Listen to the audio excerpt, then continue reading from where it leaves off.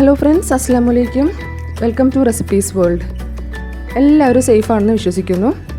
ഇന്ന് ഞാൻ വന്നിട്ടുള്ളത് ഒരു വെറൈറ്റി ഫിഷ് ഫ്രൈ റെസിപ്പി ആയിട്ടാണ്. എല്ലാവരും ഇതൊന്ന് ട്രൈ ചെയ്ത് നോക്കണം. നല്ല ടേസ്റ്റുള്ളൊരു ഫിഷ് ഫ്രൈ ആണിത്. വീഡിയോയിലേക്ക് പോകുന്നതിന് മുമ്പ് ഒരു ചെറിയ കാര്യം, റെസിപ്പീസ് വേൾഡ് ആദ്യമായിട്ട് കാണുന്നവരാണെങ്കിൽ ഇതുവരെയും സബ്സ്ക്രൈബ് ചെയ്യാത്തവരുണ്ടെങ്കിൽ ഒന്ന് സബ്സ്ക്രൈബ് ചെയ്യണേ പ്ലീസ്.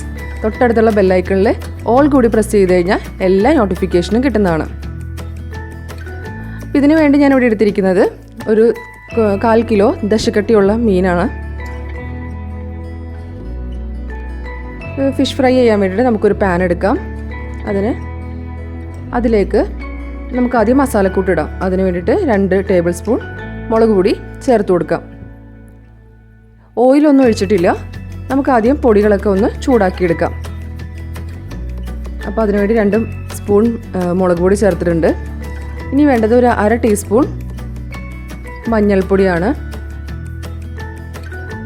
അടുത്തതായി നമുക്ക് ഈ റെസിപ്പിയിലേക്ക് വേണ്ടത് ഒരു വലിയ ടേബിൾ സ്പൂൺ മല്ലിപ്പൊടിയാണ് വേണ്ടത്. നിങ്ങളുടെ അടുത്ത് ഹോൾ മല്ലി ഉണ്ടെങ്കിൽ അങ്ങനെ നിങ്ങൾക്ക് എടുക്കാം. മുഴുവനായിട്ടുള്ള മല്ലി ചേർത്താലും നല്ലതാണ്. അടുത്തതായി നമ്മൾക്ക് ഇതിലേക്ക് വേണ്ടത് പെരിഞ്ജീരകമാണ്. ഒരു ടീസ്പൂൺ ചെറിയ ടീസ്പൂൺ പെരിഞ്ജീരകം ചേർത്ത് കൊടുക്കാം. അതുപോലെ തന്നെ ഒരു ചെറിയ ടീസ്പൂൺ ചെറിയ ജീരകവും ചേർക്കാം.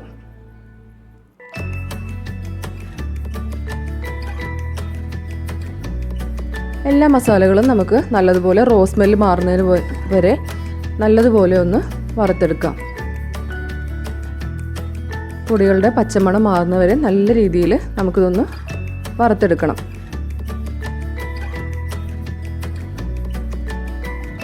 ഈ മസാലയിലാണ് നമ്മൾ ഫിഷ് ഫ്രൈ ചെയ്യാൻ പോകുന്നത്.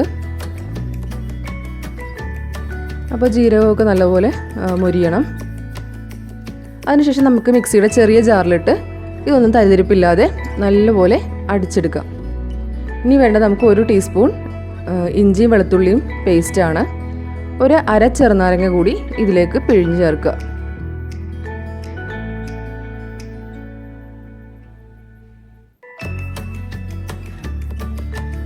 ഇനി ആവശ്യത്തിന് വെള്ളവും കൂടി ചേർത്ത് ഒരു തിക്ക് പേസ്റ്റ് ആക്കി എടുക്കുക.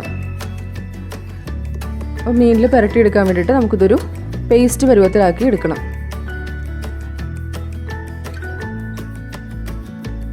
ഇതിലേക്ക് ആവശ്യത്തിന് ഉപ്പ് കൂടി ചേർത്ത് കൊടുക്കാം.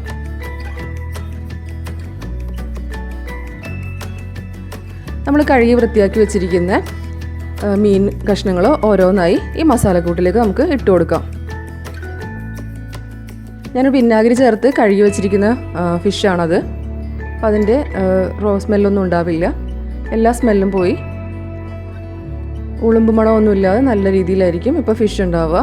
നമുക്കിതെല്ലാം മസാലക്കൂട്ടിൽ നല്ലതുപോലെ പുരട്ടി ഒരു 10 മിനിറ്റ് അല്ലെങ്കിൽ അരമണിക്കൂർ വെക്കാൻ പറ്റുമെങ്കിൽ അരമണിക്കൂർ മാരിനേറ്റ് ചെയ്ത് വയ്ക്കാം. ഇനി ഒരു പാൻ വെച്ച് ചൂടാവുമ്പോൾ അതിലേക്ക് ഷാലോ ഫ്രൈ ചെയ്യാനുള്ള അത്രയും ഓയിൽ ഒഴിച്ചു കൊടുക്കാം. അപ്പോൾ ഫിഷെല്ലാം ഫ്രൈ ചെയ്യാൻ നേരത്ത് നമ്മൾ അധികം ഓയിൽ ഒഴിച്ചു കൊടുക്കണ്ട. അപ്പോൾ എണ്ണ അധികം കുടിക്കും. അപ്പോൾ അതുകൊണ്ട് നേരിയ രീതിയിൽ ഓയിൽ ഒഴിച്ചു കൊടുക്കാം. എന്നിട്ട് നമുക്ക് തിരിച്ചു മറിച്ചു വിട്ട് പൊരിച്ചെടുക്കാം.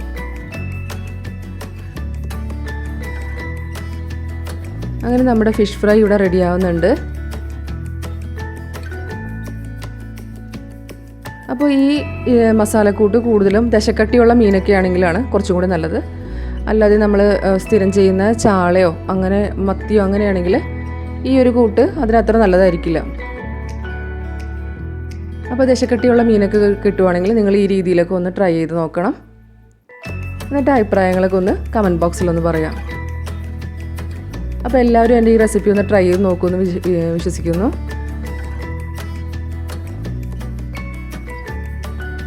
അങ്ങനെ നമുക്ക് ചെറിയ തീയിലിട്ട് നമുക്ക് ഫിഷെല്ലാം ഫ്രൈ ചെയ്തെടുക്കാം.